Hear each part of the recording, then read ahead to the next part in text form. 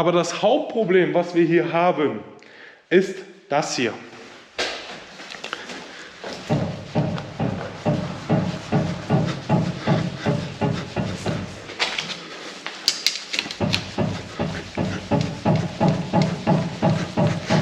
Ja, ich glaube, man hat es auf den Kamera gehört. Wir haben auf der rechten Seite, wirklich nur auf der rechten Seite, ein sehr, sehr komisches Geräusch. Das wird jetzt übertragen durch den Stabi nach hier.